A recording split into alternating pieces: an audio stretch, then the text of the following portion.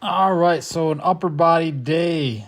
So we start with a warm up. Just kind of, I don't know. You can do your typical activation drills or stretching or whatever gets you ready. I guess I used to do all that stuff, but really never found it really helped a lot and got really boring. So lately, my warm ups have been games, some sort of crawling, tumbling, and that's what we do here on our, especially on our upper body days. So just some different crawl variations to start out. Some basic bear crawls, some what the heck, I don't even know, those reverse kind of pushing on the scap walks. Then get into some basic tumbling on the mat here and just get going a little bit there, get everything loose, get the spine ready to go. Then after this, I start playing some games. So little competitions with myself. I train by myself, and if you want to come train with me, come train with me. Looking for training partners, train early in the morning. Most people don't like that, so most people don't train with me. But again, come train with me. Looking for training partners. You'll get in the best shape of your life. You'll have fun and learn that training is enjoyable. But so I make competitions with myself. So here's one. You roll the tennis ball or any kind of ball. Do a somersault and try and catch it before it gets off the mat. So obviously you don't want to just roll it really slow. You want to challenge yourself and roll and get a little bit and try and tumble fast enough and find the ball as well. So it's about getting the somersault in, but then getting up and transitioning and being able to find and track down the ball. If you think about sports, you got to track and react a lot. So I don't know. I find it's fun. It's engaging. Gets everything prepped and ready to go. So do that. And again, it doesn't have to be specific to anything. Are you going to be crawling and rolling? Maybe. You could fall down and have to get up and get up fast. That's why we train this stuff. But crawling, tumbling, it works your entire body. So it's better than a lot of, some rotation or some sort of pull your arm across, the old typical tricep shoulder stretch that everyone does, or whatever the latest activation exercise is. This is probably 50 times better than that for getting you warmed up. And again, warming up should be part of it's just training. It's just starting a little bit slower and ramping up. I find my body feels so much better just sprinkling it in this tumbling, this crawling stuff. So again, roll the tennis ball, grab it before it gets off the mat. That is your game. Challenge yourself. Gamify training. Again, you can use any type of ball. I use a tennis ball. That's what I had. And then I went to a balloon. So the balloon is not going to roll. So you're going to hit the balloon up and try and grab it before it hits the ground. So again, it's that transitioning into finding and seeing and changing your sight and not knowing exactly where the balloon is, but finding it and trying to grab it before it hits the ground. Just another fun, challenging training method or exercise or drill, whatever the heck you want to call it. Again, you don't have to be boring.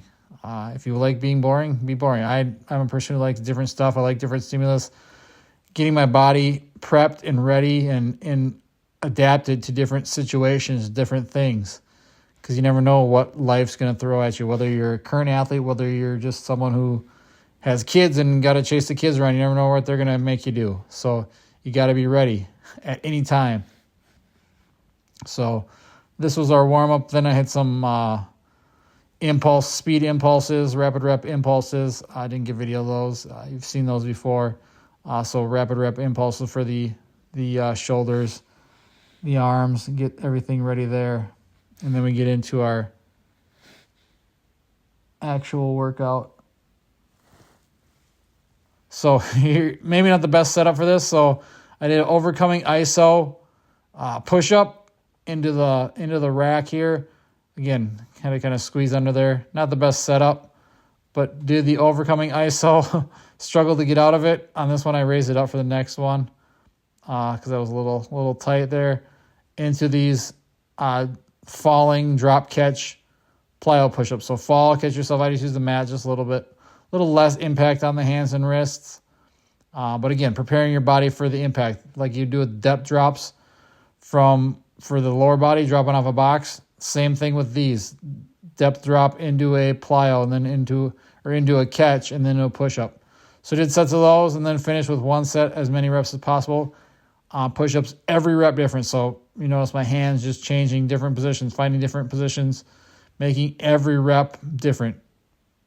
Even though you can keep your hands in the same spot, and every rep is not going to be exactly the same. That's the thing about movement. No movement is ever going to be the same 2 times in a row. Think about throwing a baseball, shooting a basketball, catching a football. It's not going to be the same ever. I don't care as much as you want it to be repeatable and a repeatable motion. There's going to be small differences, rate of speed, how the angle of your arm or body or whatever it may be. Every movement is going to be slightly different. I learned that from Rob Gray's books. But again, these are purposely just changing hand positions to make every rep a little bit different, just a better stimulus, more fun, more challenging. Then we can get into our pulls. So we did overcoming iso, bend over row here into drop catch rows as well. So pairing those together, a few sets of those, and then shoulder's been kind of bothering me, so we haven't been kind of cut out benching for right now. But again, pushing the isos I think is going to help with the shoulder recovery from baseball. And then our main lift was a work up to every set of 3 on ring chin-ups, and pair that with the overhead slam, med ball slam over the hurdle. So again, with the pull-up, the chin-ups, just adding more weight each time.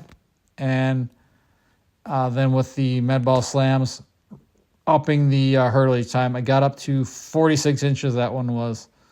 As you can see, my hurdles are a little beat up. Then we did the heavy impulses, pec, kind of pec coming in. I really feel this in the pec, in the shoulders, in the arm. I really like this variation. I use it a lot lately. Did those each arm, then some drop catch, biceps and triceps. So the rope one, I like the rope variation. You just got to be wary so you don't smash it on your foot. I've done that before.